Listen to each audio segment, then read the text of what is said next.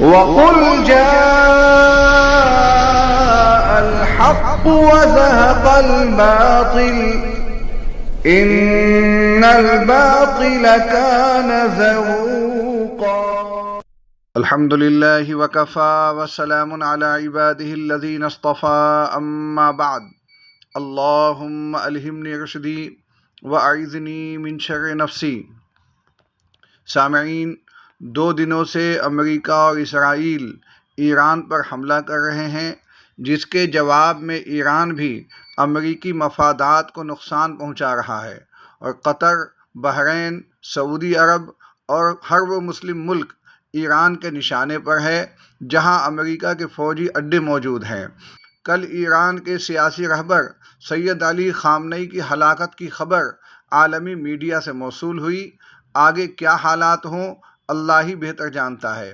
امریکی صدر Donald Trump نے اس جنگ کو آپریشن جنگ عظیم کا نام دیا۔ معلوم نہیں یہ اونٹ کس کروٹ بیٹھے گا۔ اس دوران میرے ایک عزیز نے ایک تحریر بھیجی جس میں دعویٰ کیا گیا ہے کہ یہ جنگ امام مہدی کے ظہور کی نشانی ہے۔ بس چند ماہ میں امام مہدی ظاہر ہونے والے ہیں۔ پہلے وہ تحریر سماعت فرمائیں، اس کے بعد میرا تبصرہ۔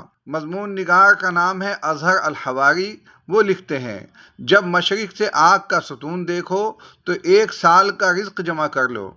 اس کے بعد عربی عبارت پیش کی ہے الفتن کے حوالے سے، جس کا ترجمہ انہوں نے لکھا ہے، ابتدائی نشانی رمضان میں ہوگی جو آسمان میں نظر آئے گی۔ اس کے بعد لوگوں میں اختلاف ہوگا۔ اگر تم یہ وقت پاؤ تو زیادہ سے زیادہ غذائی ذخیرہ جمع کر لو جتنا ممکن ہو۔ عن خالد بن معدان قال اذا رأيتم عمودا من نار من قبل المشرق في شهر رمضان في السماء فأعدوا من الطعام ما استطعتم فإنها سنة جوع۔ المعجم الاوسط للطبرانی، جلد نمبر 1 صفحہ نمبر 119۔ یعنی جب تم رمضان میں مشرق کی طرف آسمان میں آگ کا ستون دیکھ لو تو اپنے لیے غذائی اشیاء تیار رکھو، کیونکہ یہ بھوک کا سال ہے۔ اس کے بعد لکھا، امام باقر علیہ السلام سے روایت ہے کہ فرمایا، جب مشرق سے ایک آگ دیکھو جو ایک عظیم ستون کی مانند ہو، الہردی کی طرح، اور وہ 3 یا 7 دن آسمان میں ظاہر رہے، تو اس وقت آل محمد علیہ السلام کے ظہور کا انتظار کرو، اگر اللہ عز و جل چاہے۔ بے شک اللہ غالب اور حکمت والا ہے۔ غیبت نعمانی، صفحہ نمبر 260، باب نمبر 14، حدیث نمبر 13۔ نوٹ: الہردی کا مطلب ہے آگ کا ستون یا کھمبا۔ عن الامام الصادق علیہ السلام قال اذا رأيتم علامة في السماء نارا عظيمة من قبل المشرق تطلع ليالي فعندها فرج الناس وهي قدام القائم علیہ السلام بقلیل۔ الغیبہ للشیخ النعمانی، صفحہ نمبر 286۔ اسی طرح امام صادق علیہ السلام سے روایت ہے کہ جب تم آسمان میں ایک نشانی دیکھو کہ مشرق کی جانب سے ایک بڑی آگ چند راتوں تک ظاہر ہو، تو اس وقت لوگوں کے لیے کشادگی یعنی فرج قریب آ جاتی ہے، اور یہ نشانی قائم علیہ السلام یعنی امام مہدی کے ظہور سے کچھ پہلے ظاہر ہوگی۔ غیبت نعمانی، صفحہ نمبر 274، باب نمبر 14، حدیث نمبر 37۔ امام باقر اور امام صادق علیہ السلام مدینہ میں تھے، اور مدینہ کے مشرق میں خراسان یعنی ایران واقع ہے، لہذا آتش مشرقی سے مراد شاید وہ میزائل ہوں جو امریکہ سے فارس پر داغے جائیں، اور 7 دن آگ جلنے سے مراد ایٹمی حملہ بھی ہو سکتا ہے جس سے 7 دن تک آگ جلتی رہے۔ اب جبکہ ایک روایت میں ہے کہ امام مہدی علیہ السلام کے ظہور سے پہلے فارس والے ہلاک ہو جائیں گے، جبکہ اس کے بعد عرب والے بھی، لیکن ظہور امام مہدی سے پہلے عالمی خونی جنگ شروع ہوگی جس سے راستے بند ہوں گے، یہاں تک کہ ایک بستی والے دوسری بستی نہیں جا سکیں گے۔ جیسا کہ روایت میں ہے کہ حضرت کعب رضی اللہ تعالیٰ عنہ کہتے ہیں کہ قریب ہے کہ مشرقی سمندر دور ہو جائے گا اور اس میں کوئی کشتی بھی نہ چل سکے گی، چنانچہ ایک بستی والے دوسری بستی میں نہ جا پائیں گے، اور یہ جنگ عظیم یعنی تیسری عالمی جنگ کے وقت میں ہوگا، اور جنگ عظیم یعنی تیسری عالمی جنگ حضرت مہدی کے وقت میں ہوگی۔ نوٹ: مشرقی سمندر کے بند ہونے سے مراد آبنائے ہرمز کا بند ہونا ہو سکتا ہے، جس سے تیل کی قیمتیں آسمان کو چھو جائیں اور شدید قحط پھیل جائے۔ نبی پاک صلی اللہ علیہ وسلم نے فرمایا، ان قریب ایک ایسا فتنہ ہوگا جو پورے عرب کو گھیر لے گا، جو اس میں مارے جائیں گے، جہنم میں جائیں گے۔ اس میں زبان کا چلانا تلوار چلانے سے بھی زیادہ سخت ہوگا۔ سنن ترمذی الفتن حدیث نمبر 16، سنن ابن ماجہ۔ اس کے بعد مضمون نگار لکھتے ہیں، اب فارس کی تباہی کے ساتھ سفیانی ظاہر ہوگا، جس کے دور میں عظیم تباہی ہوگی، جبکہ سفیانی کا ظہور امام مہدی علیہ السلام سے 9 ماہ پہلے ہوگا۔ جیسا کہ راوی کہتا ہے کہ میں نے حضرت امام جعفر صادق علیہ السلام سے سفیانی کے نام کے بارے میں سوال کیا۔ آپ نے فرمایا، تمہیں اس کے نام سے کیا کام ہے؟ بس اتنا سمجھ لو کہ جب وہ شام کے 5 علاقے دمشق، حمص، فلسطین، اردن اور قنسرین کو فتح کرے تو اس وقت ظہور امام مہدی علیہ السلام کی توقع کرنا۔ میں نے کہا، کیا وہ 9 ماہ حکومت کرے گا؟ فرمایا، نہیں بلکہ 8 ماہ، اور اس سے 1 دن بھی زیادہ نہیں۔ معجم احادیث الامام المہدی جلد نمبر 3 صفحہ نمبر 355۔ کعب احبار سے روایت ہے کہ سفیانی عورت کے حمل کی مدت کے بقدر حکومت کرے گا، اس کا نام عبداللہ ہوگا۔ جبکہ اس سفیانی کے تقریباً 9 ماہ میں کیا کیا تباہی ہوگی، اس کو جب آپ سمجھیں گے تو معلوم ہو جائے گا 1 سال کا رزق جمع کرنا کیوں ضروری ہے۔ فارس کی تباہی، اس کے حوالے سے آپ اوپر روایت پڑھ چکے ہیں کہ فارس تباہ ہو جائے گا، یہاں تک کہ سفیانی کے لڑنے کے لیے شعیب ابن صالح شخصیت جو رے تہران سے تعلق رکھتے ہوں گے، جائیں گے۔ قسطنطنیہ یعنی استنبول ترکی پر قبضہ۔ حضرت عبداللہ ابن مسعود رضی اللہ تعالیٰ عنہ سے روایت ہے، کہتے ہیں کہ جب تجارتیں اور راستے بند ہو جائیں گے اور فتنے زیادہ ہوں گے تو دنیا بھر سے 7 علماء کرام نکلیں گے، جن میں سے ہر ایک کے ہاتھوں میں 313 لوگوں نے بیعت کیا ہوگا۔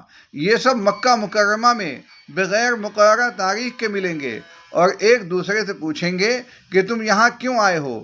تو سب کہیں گے کہ اس آدمی کی تلاش میں آئے ہیں جس کے ہاتھ پر یہ فتنے ختم ہو جائیں اور قسطنطنیہ فتح ہو جائے۔ اس کو ہم اس کے نام، باپ اور ماں کے نام اور سیرت و صورت وغیرہ کو جانتے ہیں۔ یعنی سفیانی کے دور میں استنبول ترکی پر قبضہ ہو جائے گا۔ اب اس کا مطلب ہے کہ روم اور ترکی کی سفیانی کے دور میں جنگ ہوگی، جس سے استنبول یعنی ترکی پر قبضہ ہوگا۔ مصر کی تباہی، ایسے وقت میں امر یعنی خلافت نازل ہوگا۔ مصر مینگنی کی طرح چورا ہو جائے گا۔ اس کے بعد اس شخص کی جانب فوج بھیجی جائے گی جو مکہ میں ہوگا۔ رواہ نعیم بن حماد فی کتاب الفتن حدیث نمبر 849۔ جزیرۃ العرب اس وقت تک خراب نہ ہوگا جب تک مصر خراب نہ ہو جائے۔ السنن الواردہ فی الفتن جلد نمبر 4۔ حضرت مسجور ابن غیلان رحمۃ اللہ علیہ حضرت عبداللہ ابن صامت رضی اللہ تعالیٰ عنہ سے روایت فرماتے ہیں کہ میں اور میرے والد عبداللہ کے ساتھ مسجد سے باہر آئے تو عبداللہ نے فرمایا، خطوں میں زیادہ جلد خراب ہونے والے خطے بصرہ اور مصر ہیں۔ میں نے پوچھا کہ ان کو کیا چیز خراب کر سکتی ہے، حالانکہ وہاں تو بڑے معزز اور مالدار لوگ موجود ہیں؟ تو انہوں نے جواب دیا، خونریزی، قتل عام اور انتہائی بھوک۔ یہ بات میں ایسے کہہ رہا ہوں گویا میں بصرہ میں ہوں، اور بصرہ گویا بیٹھا ہوا شتر مرغ ہو۔ رہا مصر تو دریائے نیل خشک ہو جائے گا اور یہی مصر کی خرابی کا سبب ہوگا۔ السنن الواردہ فی الفتن جلد نمبر 4 صفحہ نمبر 907۔ بعض روایات میں منقول ہے کہ مصر کا دریائے نیل خشک ہو جائے گا اور یہاں کے لوگ مصر چھوڑ کر چلے جائیں گے۔ یعنی سفیانی کے دور میں مصر تباہ ہو جائے گا۔ اس کے بعد امام مہدی کا ظہور ہوگا۔ عراق کی تباہی، جب تک مصر ویران نہ ہو جائے کوفہ یعنی عراق ویرانی سے محفوظ رہے گا، اور ایک دوسرے قول میں فرمایا کوفہ یعنی عراق چمڑے کی طرح رگڑا جائے گا۔ اس کے بعد الملحمۃ العظمیٰ یعنی جنگ عظیم ہوگی، اور عراق کی خرابی بھوک اور تلوار کی وجہ سے ہوگی۔ مصر کی ویرانی کے بعد اب عراق کی تباہی شروع ہو جائے گی، جیسا کہ دریائے فرات کا خزانہ نکلنے کا روایت میں تذکرہ ہے۔ سفیانی شام پر غلبہ پالے گا، پھر ان کے درمیان قرقیسیہ میں جنگ ہوگی، یہاں تک کہ آسمان کے پرندے اور زمین کے درندے ان کی لاشوں کے گوشت سے سیر ہو جائیں گے۔ قرقیسیہ ایک رومی شہر تھا، شامی صوبے دیر الزور کا موجودہ قصبہ البصیرہ قرقیسیہ کے مقام سے مشابہت رکھتا ہے، جو دریائے فرات اور دریائے خابور کے سنگم پر تقریباً 43 کلومیٹر کے فاصلے پر واقع ہے۔ سفیانی سے متعلق مغربی روایات میں اس مقام پر ایک ایسی جنگ عظیم کا تذکرہ ملتا ہے جس کی ماضی میں مثال نہیں ملتی۔ سفیانی شام میں غلبہ پانے کے بعد عراق کی طرف متوجہ ہوگا اور راستے میں اس مقام پر ایک خونریز معرکہ ہوگا۔ سفیانی کے دور میں فرات کا خزانہ نکلنا، جبکہ صحیح مسلم حدیث میں اس سے دور رہنے کا ذکر ہے۔ حضرت کعب سے روایت ہے کہ جب رمضان میں 2 تیز زلزلہ نما جھٹکے شروع ہوں گے تو اس کے بعد ایک ہی گھر کے 3 افراد نکلیں گے۔ ان میں سے ایک بادشاہت کو ظلم و جبر سے طلب کرے گا، دوسرا سکون و وقار کے ساتھ طلب کرے گا اور تیسرا قتل و قتال سے طلب کرے گا، اور اس کا نام عبداللہ ہوگا۔ اس دوران فرات کے کنارے ایک بڑا لشکر مال پر لڑائی کرے گا، جس میں ہر 9 میں سے 7 لوگ قتل ہوں گے۔ جزیرۃ العرب کی ویرانی۔ جزیرۃ العرب اس وقت تک خراب نہ ہوگا جب تک کہ مصر خراب نہ ہو جائے۔ السنن الواردہ فی الفتن جلد نمبر 4۔ ایک فتنہ ہوگا جو موڑنے والا کہلائے گا، جو دین کو موڑے گا، جس میں خالص عرب اور خراسان میں سے نیک لوگ، سرمایہ دار اور فقہا ہلاک ہوں گے، اور جب یہ فتنہ کھل جائے گا تو بہت ہی کم لوگ باقی بچے ہوں گے۔ چوتھا فتنہ بہرا، اندھا اور عام ہوگا، سمندر کی لہروں کی طرح اس کی لہریں ہوں گی، لوگ اس سے بچنے کے لیے کوئی جائے پناہ نہیں پائیں گے۔ یہ فتنہ شام میں گھوم کر آئے گا اور عراق پر بھی چھا جائے گا اور جزیرۃ العرب کو اپنے ہاتھوں پاؤں سے رون دے گا۔ امت اس آزمائش میں چمڑے کی طرح رگڑی جائے گی، لوگ اسے روک نہیں سکیں گے۔ ایک جانب سے اس میں پیوند لگائیں گے تو دوسری جانب پھٹ جائے گی۔ ہاتھ پاؤں سے روندنے میں اس طرف بھی اشارہ ہے کہ اس جنگ میں جزیرۃ العرب، شام اور عراق سے بھی زیادہ تباہ حال ہو جائے گا۔ حضرت ابو ہریرہ رضی اللہ تعالی عنہ سے روایت ہے کہ مدینے میں ایک ایسا سانحہ پیش آئے گا جس میں احجار الزیت یعنی خون میں ڈوب جائیں گے۔ حرہ کا واقعہ اس کے سامنے ایسا ہوگا جیسے کوڑے کا وار۔ پس آپ مدینے سے دور بعید یعنی تقریباً 24 میل کے فاصلے پر ایک طرف ہو جائیں گے۔ اہل مدینہ مدینے سے سفیانی کی ناقابل برداشت حرکتوں کی وجہ سے نکلنے پر مجبور ہوں گے۔ جنت البقیع میں جنگ عظیم۔ سفیانی لوگوں کے ساتھ بڑے ظلم والی حرکتیں کرے گا اور غالب آ جائے گا۔ اس کے خلاف عرب شام میں اکٹھے ہو جائیں گے، ان کے درمیان لڑائی ہوگی، یہاں تک کہ اس لڑائی کا رخ مدینے کی طرف پھر جائے گا اور بقیع غرقد میں جنگ عظیم ہوگی۔ ہند کا سندھ پر قبضہ۔ حضرت حذیفہ ابن یمان رضی اللہ تعالیٰ عنہ سے روایت ہے کہ نبی پاک صلی اللہ علیہ وسلم نے فرمایا تھا، وَخَرَابُ السِّنْدِ مِنَ الْہِنْد وَخَرَابُ الْہِنْدِ مِنَ الصِّین۔ سندھ کی خرابی ہند سے اور ہند کی بربادی چین سے ہوگی۔ التذکرہ صفحہ نمبر 648۔ امام ابن کثیر نے بھی النہایہ فی الفتن میں روایت کیا ہے۔ سامعین، مضمون نگار آگے لکھتے ہیں، جیسا کہ ہند اور سندھ کے درمیان کئی مرتبہ جنگ ہو چکی ہے، لیکن بنیان مرصوص کے بعد ہند کے وزیر دفاع کہہ چکے ہیں کہ ہند سندھ پر قبضہ کرے گا۔ ممکن ہے امام مہدی علیہ السلام کے ظہور سے پہلے کچھ ماہ کے لیے قبضہ ہو جائے، جو حکومت تبدیلی کا باعث بنے، جیسا کہ امام مہدی علیہ السلام کے ظہور کے بعد آپ پہلے سندھ کی طرف لشکر بھیجیں گے، پھر ہند کی طرف۔ حضرت ابو ہریرہ رضی اللہ تعالیٰ عنہ فرماتے ہیں کہ مجھ سے میرے سچے محبوب صلی اللہ علیہ وسلم نے فرمایا، اس امت میں سندھ اور ہند کی جانب ایک لشکر بھیجا جائے گا۔ اگر میں نے اس لشکر کو پا لیا اور شہید ہو گیا تو یہی مقصود ہے، اور اگر میں زندہ واپس لوٹا تو میں ایک آزاد ابو ہریرہ ہوں گا جسے اللہ نے جہنم سے آزاد کیا ہوگا۔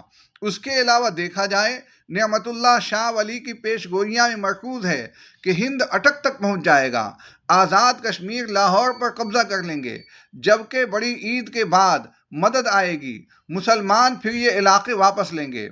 خلاصہ، اس کے علاوہ سفیانی کے دور میں قطر، امارات، اردن، کویت میں جنگیں ہوں گی، لہٰذا آپ دیکھیں تو روایت میں جو ہے کہ راستے اور تجارتیں بند ہو جائیں گی، ایک محلے والے دوسرے محلے نہیں جا سکیں گے، تو کئی شدید خونی جنگ ہو گئی، جبکہ ساری دنیا کا دار و مدار تجارت پر ہے۔ آج کے دور میں تو کوئی گھرانہ خود کفیل نہیں، سب کا دار و مدار منڈی بازار میں آنے والے اشیاء خورد و نوش پر ہے۔ جب ساری دنیا میں سفیانی کے دور میں جنگیں ہوں گی تو اس وقت قیمتیں کہاں پر ہوں گی؟ مختصراً اس وقت غزہ کے حالات دیکھیں کیا ہیں۔ سفیانی کے دور میں پوری دنیا کا یہی حال ہوگا، اس لیے روایت میں کہا گیا کہ جب فارس کی تباہی یا سفیانی کا ظہور دیکھو، 1 سال کا رزق جمع کر لو، کیونکہ وہ سال عالمی جنگ اور شدید بھوک کا سال ہے۔ اخیر میں شیخ حسن التہامی کا الہام، جو کہ بالکل سچ ہونے جا رہا ہے، وہ بھی سماعت فرما لیں۔ سخت مہلک جنگ ہوگی جس میں آسمان سرخ ہوگا اور سمندر خون سے رنگین ہوگا، کھیتی اور انسانی نسل تباہ ہو جائے گی۔ فارس کا رہنے والا ایسے آئے گا جیسے وہ نوروز کے عید کے لیے آتا ہے، اور اجمی کافر غصہ سے بدغضب ہو کر سامنے آئے گا۔ اس زمانے میں ہر بلند جگہ سے عربوں کو اترتے ہوئے آتا دیکھو گے۔ اس وقت بندرگاہیں بند ہوں گی، مال تباہ ہوگا، بازار کساد بازاری کا شکار ہو کر تباہ ہو جائے گا، غنی اور مالدار تباہ ہوں گے۔